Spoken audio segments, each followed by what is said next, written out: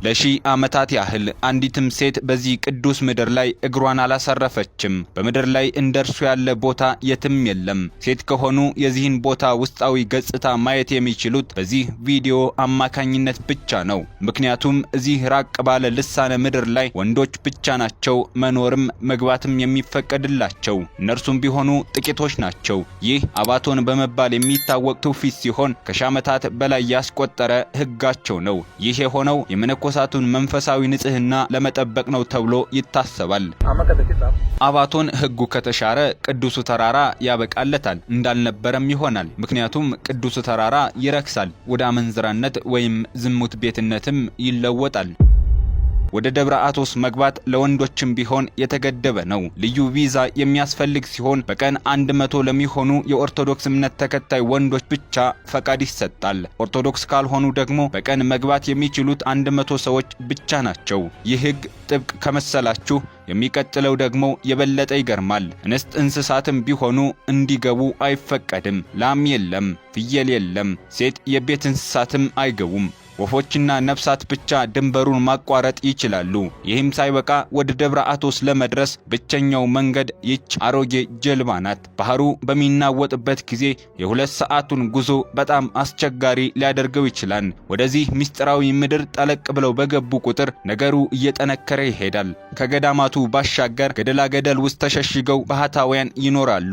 ሁሉንም ነገር ጥለው የመጡ ወንዶች በትንንሽ ዋሻዎች ውስጥ ሙሉ በሙሉ ተገልለው ይኖራሉ። አሁን የቀሩት 8ቱ ብቻ ናቸው። አንዳንዶቹ ለ10 ዓመታት ከሰው ጋር አልተነጋገሩም። አንዳንዶቹ ደግሞ የማይታየውን ዓለም እንደሚያዩ ይናገራሉ። ሌሎቹ ደግሞ የማይታዩ እንደሆኑ ይገልጻሉ።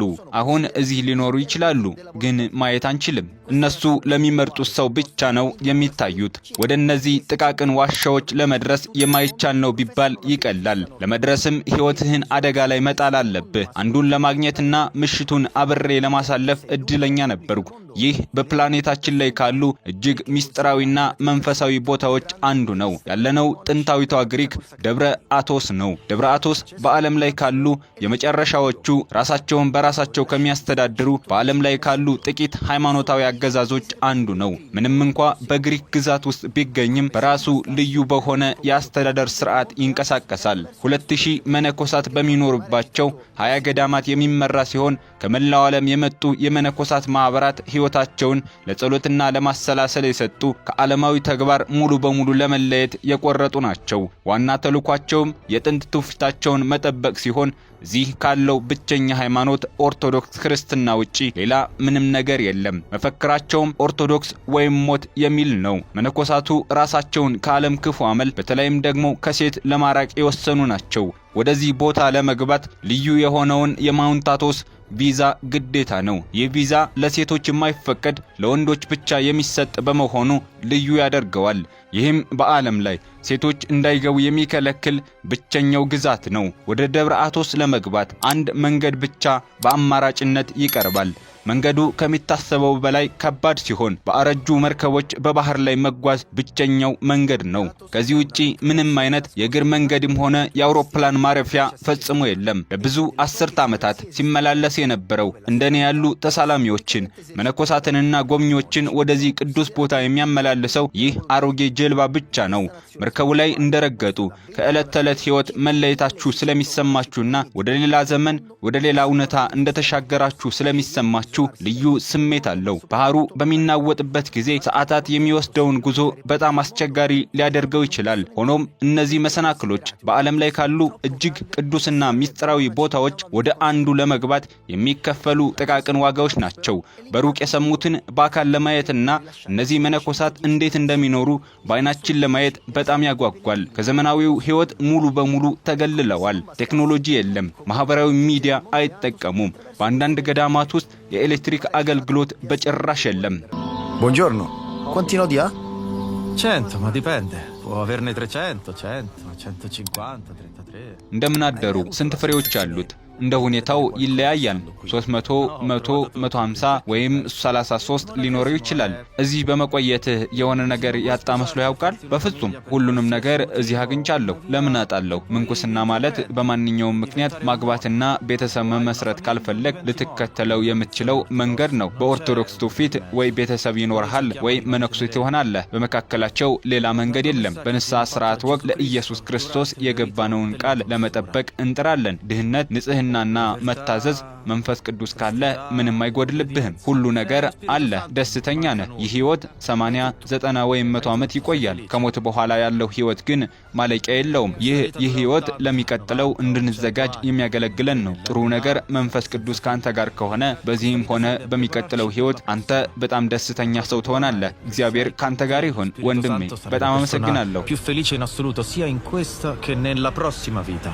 Che Dio sia con te, fratello. ይህ የደብረ አቶስ ዋና ከተማ ወደ ሆነችው ካሪያ ከመግባታችን በፊት የተደረገልን ፍጹም ደስታ የተሞላበት አቀባበል ነው። ካሪያ ምናልባትም በዓለም ላይ ካሉ ትንንሽ ዋና ከተሞች አንዷ ሳትሆን አትቀርም። ምክንያቱም እዚህ የቢሮክራሲ ስራዎችና የሁሉንም ገዳማት ቢሮዎች የሚያስተዳድሩ በመቶዎች የሚቆጠሩ ሰዎች አሉ። በግሪክ ቆንስላ ውስጥ በዓመት አንድ ጊዜ የሃያዎቹን ገዳማት አባቶች ተሰብስበው ለሪፐብሊኩ ጠቃሚ ውሳኔዎችን ያስተላልፋሉ። ይህ የሚታየው የባዛንታይን ባንዲራ እንዲሁም የደብረ አቶስ ባንዲራና የኦርቶዶክስ ባንዲራ ነው።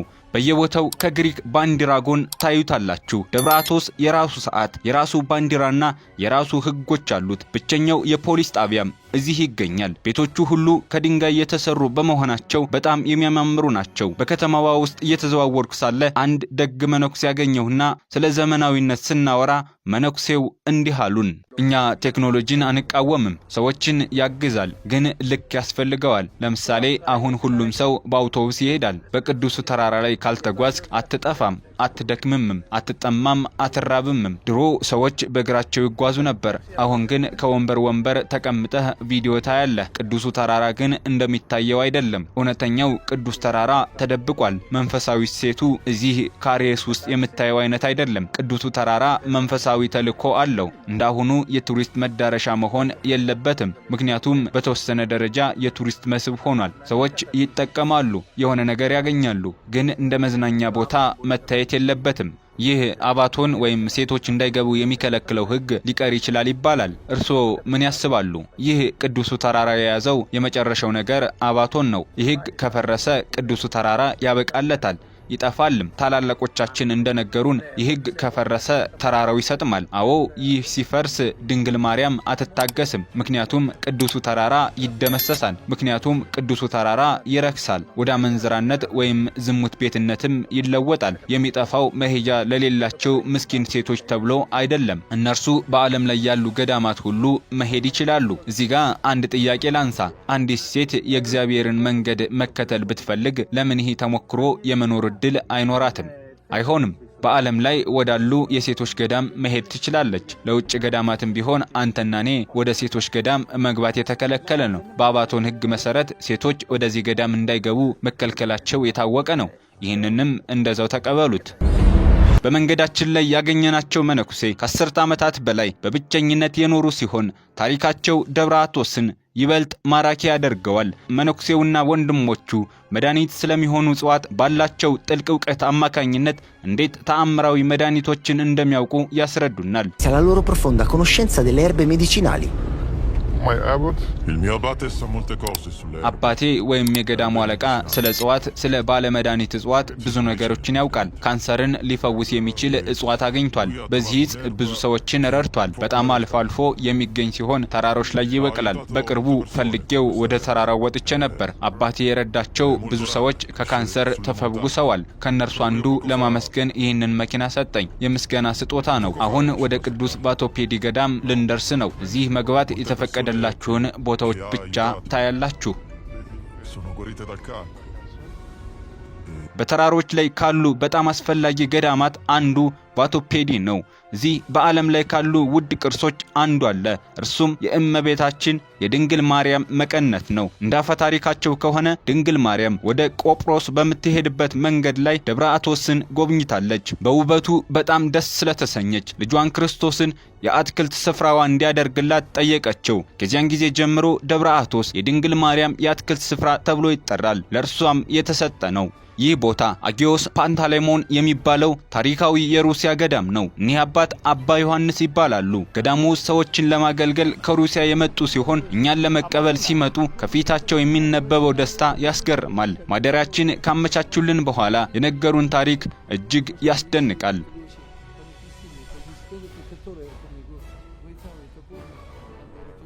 አቴንስ ውስጥ ለ15 ዓመታት ኖሬያለሁ። አሁን ደግሞ ሰዎቹን ለመርዳት እዚህ መጥቻለሁ። ከትናንት ጀምሮ እየጾምኩ ነው። ከትናንት ጀምሮ እየጾምክ ነው?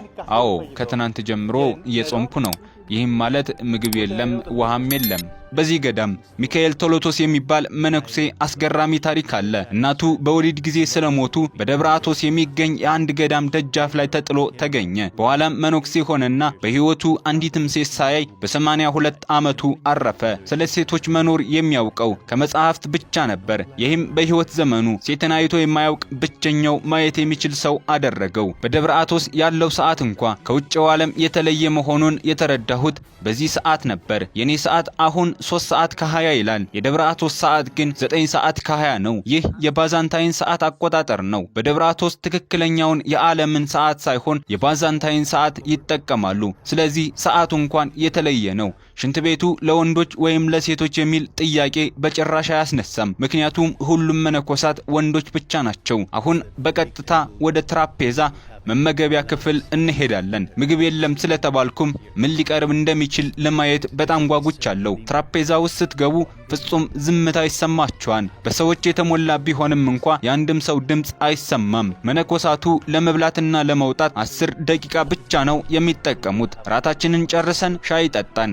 ሻዩ በውሃ ውስጥ የተቀላቀለ የዳፎዲል ቅጠል ነበር። ይህን ፈሳሽ ጠጣን። ከዚያም አንድ ቁራጭ ዳቦ በሻይ ነክረን በላን። ራቱ ያ ነበር። ቀጥለን የምንጎበኘው ቦታ መነኮሳቱ በሕይወተ ሥጋ ከዚህ ዓለም በሞት ሲለዩ የሚያርፉበት ስፍራ ሲሆን የመነኮሳቱን ተልእኮ ለመረዳት እጅግ ድንቅ ትርጉም ያለው ቦታ ነው። ውስጣዊ ግጭት ሲኖርብህ፣ ፈተናዎች ሲመጡብህ እዚህ ትመጣለህ። ሁሉም መነኮሳት ወደ መቃብሩ መጥተው ይቆያሉ። የመቃብር ድንጋዮችን ይመለከታሉ፣ ያሰላስላሉ። ይህ ነገር ፈተናዎችን ለመቋቋም ይረዳችኋል። እኔም በቅርቡ እዚህ መገኘቴ አይቀርም። ስለዚህ ሕይወቴን እንዴት እንደምኖር ጥንቃቄ ማድረግ አለብኝ። ይህ ማስጠንቀቂያ ነው። ሁላችንም በመጨረሻ የምንሆነው ይህንኑ ነው። ወደ መሬት እንመለሳለን። መነኮሳቱ ከሞቱ በኋላ ወደዚህ ያመጧቸዋል። ከዚያም እንደ ገዳሙ ደንብ ከ3 ወይም ከ5 ዓመት በኋላ አጥንቶቹ ይወጡና ይጸዳሉ። በቀይ ወይን ይታጠባሉ። በዘይት በወይራ ዘይት ይታጠባሉ። እናም በዚህ ቦታ ይቀመጣሉ። አባቶቻችን እንደሚሉት በእግዚአብሔር የተመረጡ አንዳንዶች ሰዎች በራሳቸው ላይ የመስቀል ምልክት አላቸው። ለምሳሌ ይሄኛው ታየዋለህ። ብዙውን ጊዜ ሰዎች በራሳቸው ላይ ይህ መስቀል የላቸውም፣ ግን የማን እንደሆነ አይታወቅም። ምክንያቱም ማወቅ አስፈላጊ አይደለም። አስፈላጊው በእግዚአብሔር ፊት ምን ይዘን እንቀርባለን የሚለው ነው። እኔም አንድ ቀን እንደነዚህ የራስ ቅሎች እንደመሆን ብቻ አስባለሁ። አዎ፣ ሞት በር ብቻ ነው። እኛ አንሞትም። የሚሞተው አካላችን ብቻ ነው። ነፍሳችን ግን አትሞትም። መነኩሴ ስትሆን ስለ ሕይወትህ ማሰብ ትጀምራለህ፣ ስለ ውስጣዊ ሕይወትህ፣ ስለ ነፍስህ። ምክንያቱም ይህንን ሕይወት መምረጥ ቀላል አይደለምና ሁሉንም ደስታዎችህንና ምኞቶችህን ወደ ጎን ትተዋለህ። ራሳችንን መለወጥ እንፈልጋለን። ነፍሳችንን፣ ባህሪያችንን እና አዲስ ሰዎች መሆን። በደብረ አቶስ ውስጥ እንደ ግንባታ፣ ፖስታ ቤትና ፖሊስ ያሉ ስራዎችን የሚሰሩ መነኮሳት ያልሆኑ ሰራተኞች አሉ። የሚገርመው ግን እዚህ ሱፐርማርኬት፣ ፖሊስ ጣቢያና ህንጻ ግንባታ ላይ የሚሰሩ ሰዎች ሁሉ መነኮሳት ባይሆንም እንኳ ከሴት ጋር ምንም ግንኙነት የላቸውም። ምክንያቱም ሴቶች እዚህ መግባት አይችሉም። ታዲያ እነዚህ ሰዎች ምን ያደርጋሉ? መነኩሴ ሳይሆኑ እዚህ የሚኖሩ ሰራተኞችን ለማግኘትና ህይወት ምን እንደሚመስል ለመጠየቅ ወደ አንድ ካፌ እናመራለን። አንድ ሶቅራጥስ የሚባል ካፌ ውስጥ የሚሰራ ወጣት አግኝተን ስለ ሁኔታው እናወጋዋለን። ለ4 ወር እዚህ ቆይቻለሁ። እዚህ ያለው የገንዘብ ሁኔታ በጣም የተሻለ ነው። ለሰራተኞች አንዳንድ ገደቦች አሉ። ከሴት ጋር ግንኙነት ማድረግ አትችሉም። አንተ መነኩሴ አይደለህም። ፍላጎት ይኖርሃል። ከአንድ የተወሰነ እድሜ በኋላ ከ20 እስከ 25 ቀናት ያለ ሴት መቆየት እንደምንችል አስባለሁ። ስታገባ ታየዋለህ። ለ20 ቀናት ተራራ ላይ መሆን ያን ያህል ልዩነት የለውም። መጠጥ መጠጣት ብትፈልግ የግል ጉዳይ ነው። በሚቀጥለው ቀን ጠዋት ያልጠበቅኩት ገጠመኝ አጋጠመኝ። አንድ ትንሽ የባህታውያን ዋሻ አገኘው። በአሁኑ ጊዜ እዚህ የሚኖር ባህታዊ ያለ አይመስለኝም ነበር። ልብሶች ተሰቅለዋል፣ ግን አቧራ ወሯቸዋል። በገዳሙ የእንግዳ ማረፊያ ብዙ ሰዎች ስላሉ በዚያ ፋንታ እዚህ ዋሻ ውስጥ ለማደር ወሰንኩ። ባህታዊው እዚህ ቢኖሩ ምን ሊፈጠር እንደሚችል አስቡት። ተስፋ አደርጋለሁ አይኖሩም፣ ምክንያቱም ልረብሻቸው አልፈልግም። ከጥቂት ሰዓታት በፊት ወጥቼ ነበር፣ ማንም እዚህ አልነበረም። አሁን ሰዎች ተኝተው የሚያርፉበት ሰዓት ስለሆነ ምናልባት ባህታዊው ተመልሶ ሊሆን ይችላል። በእርግጥም ባህታዊው ተመልሰው ስላገኘናቸው ፈቃዳቸውን ጠይቀን ወደ በዓታቸው ገብተን የማውራት እድሉን አግኝተናል። sul monte. Ho scelto di seguire quest'arte del monachesimo perché il Signore ci dà delle armi. እዚህ አቶስ ተራራ ላይ ሴቶች የሉም። ይህ የሆነውም በትክክል ሴቶች የሐሳብ መበታተን ወይም ዲስትራክሽን ሊፈጥሩ ስለሚችሉ ነው። እኛ ሴት መልክ ወዳላት ወደ እግዚአብሔር እናት ወይም ድንግል ማርያም ሳናቋርጥ መጸለይ አለብን። እንዲሁም ወደ ስጋዊ ደስታ ብቻ ወደሚገፋፋን የዚህ ዘመን የጨለማ መናፍስት ጋር መታገል ይኖርብናል። ይህን የመነኩሴነት ጥበብ ለመከተል የመረጥኩት ጌታ መሳሪያዎችን ስለሚሰጠን ነው። ምክንያቱም እኛ ከጨለማ ኃይላት ጋር በጦርነት ላይ ነን እንጂ ከራሳችን ጋር በጦርነት ላይ አይደለንም። መሳሪያዎቹም መስቀል፣ ጸሎትና የክርስቶስ ቃል ናቸው። ልክ እንደ ማንኛውም ጦርነት እነዚህን መሳሪያዎች እንዴት መጠቀም እንዳለብህ ማወቅ ይኖርብሃል። ይህም ጥበብ ነው። መነኩሴነት ወይም ምንኩስና የጥበባት ሁሉ ጥበብ ተብሎ ይጠራል። ከአቶስ ተራሮች ሕጎች መካከል ከሁሉም በላይ የሚገርመኝና ሴት በሌለበት ሕይወት ውስጥ እንዴት ሊሆን ይችላል ብዬ እንዳስብ የሚያደርገኝ አንድ ሕግ አለ። እዚህ አቶስ ተራራ ላይ ሴቶች የሉም። እርሱም ምናልባት ለአያሌ ዓመታት አንዲትም ሴት አይተው አያውቁም ይሆናል። አዎ ልክ ነህ። እዚህ አቶስ ተራራ ላይ ሴቶች የሉም። በትክክልም አንተ እንደገመትከው ሴቶች የሐሳብ መበታተንን ሊፈጥሩ ስለሚችሉ ነው። እግዚአብሔር እኛን የፈጠረን እንድንባዛ ዘርን እንድንተካ ነው። ወንድ በሴት ይሳባል፣ ሴትም በወንድ ትሳባለች። እዚህ አቶስ ተራራ የእግዚአብሔር እናት የድንግል ማርያም የአትክልት ስፍራ ተብሎ ይጠራል። ያለ ሴት አካል በዚህ ሕይወት እንድንቀጥል ልዩ ጸጋን እንድትሰጠን እንለምናታለን። ነገር ግን ሴት መልክ ወዳላት ወደ እግዚአብሔር እናት ሳናቋርጥ መጸለይ አለብን። ይህም ጌታ ኢየሱስ ክርስቶስ ጥንካሬ እንዲሰጠንና ወደ ስጋዊ ደስታ ብቻ ወደሚገፋፋን የዚህ የዘመኑ የጨለማ መናፍስትና አጋንንት እንድንዋጋ ነው። ሴቶች ትኩረትን የሚበትኑ ወይም ዲስትራክሽን ናቸው ብለዋል። ነገር ግን ትኩረት የሚበታትን ነገር በሌለበት ቦታ መኖር በጣም ቀላል አይመስልዎትም? ምክንያቱም ይህ ከፈተናው እንደመሸሽ ነው እንጂ ፈተናውን ፊት ለፊት መጋፈጥ አይደለም። በከተማ ውስጥ በዓለም ላይ ስትሆን ሴትን በየቦታው ታያለህ። ነገር ግን ሁልጊዜ በዙሪያ ስላለች ያን ያህል ትኩረት አትሰጣትም። ወደ ገዳም ገብተህ ስታገለግል ግን ከራስ ጋር በጣም ከባድ ትግል ይጀምራል። ይህ ከስጋ ፍላጎት ጋር የሚደረግ ትግል ቀላል አይደለም፣ ግን የማይቻልም አይደለም። በእግዚአብሔር እርዳታ ሊደረግ ይችላል። እኔ እዚህ 11 ዓመት ኖሬያለሁ። ለመጀመሪያ ጊዜ ሴት ያየሁት ከ6 ዓመት በኋላ ነበር። ነገር ግን ቀስ በቀስ ቴክኖሎጂ ወደዚህ ቦታ ገባ። በዓለም ላይ ወደ ተሸሸጉ ዋሻዎች እንኳ መግባት ከቻለ ይገባል። በዚህም ምክንያት ቪዲዮ ወይም ፎቶግራፍ ለማየት ቻልኩ። በዚያም ሴትን አየሁ። ነገር ግን በተለየ ዓይን ነበር ያየኋት። እዚህ ለምትኖሩት ለእርስዎ ደስታ ምንድን ነው? ሙሉ የሆነ ደስታ በዚህ ዓለም እንደሌለ ተረድቻለሁ። ነገር ግን በጨረፍታ ወይም በጥቂት ይገኛል። በዚህ ሕይወት ውስጥ ደስታ ከሐዘን ጋር የተቀላቀለ ነው። በልደትህ ቀን ውሻ ቢሞት ደስ ሊልህ ወይስ ሊያሳዝንህ እንደሚገባ አታውቅም አይደል? ይህ ደግሞ ሕይወትን እንድንቀጥል እግዚአብሔር በጸጋው የሰጠን ነው። ሕይወት ደግሞ ፈተና ናት። በእውነት ሕይወት ማለት መስቀል ነው። ሕይወት አንዲት ናት። እሷም እንደ ስጦታ ማየት አለብን። ሁላችንም መስቀላችንን መሸከም አለብን። የተጠራንበትን ነገር ሁሉ ማድረግ ይኖርብናል። በግሪክ ደብረ አቶስ የነበረን ቆይታ በዚህ አበቃ። ዝግጅቱን ከወደዳችሁት ላይክ፣ ሼር፣ ሰብስክራይብ ማድረግ አትርሱ። በቀጣይ መሰል ዝግጅቶች እስክንገናኝ መልካሙን ሁሉ ተመኘን። ሃይማኖት ምን አለ ነበርኩ።